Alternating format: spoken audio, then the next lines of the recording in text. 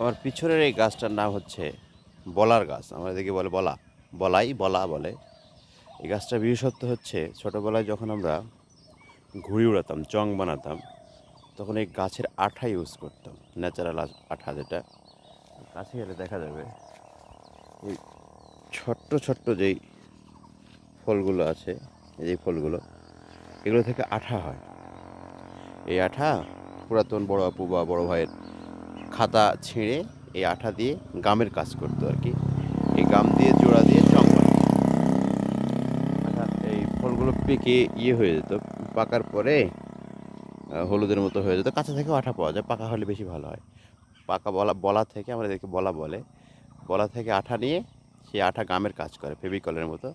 গামের কাজ সুন্দরভাবে আটকানো যেত, মানে লেগে যেত দুটো পেজে খাতার পাতা।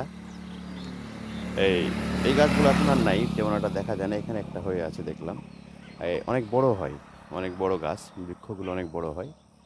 এটা ছোট, এখানে ফুল ফুটেছে, ফুল ফুটেছিল, এখন এই যে ফল হয়ে গেছে। গাছটা দেখে খুব নস্টালজিক হয়ে গেলাম। ছোটোবেলায় চং বানাতাম, বড় আপুর খাতা, যেগুলো খাতা লেখা শেষ হয়ে যেত, খাতা শেষ হওয়ার পরে সেই খাতা ছিঁড়ে ছিঁড়ে ছিঁড়ে ছিঁড়ে এই বলার আঠা দিয়ে জোড়া দিতাম, জোড়া দিয়ে চং বানাতাম।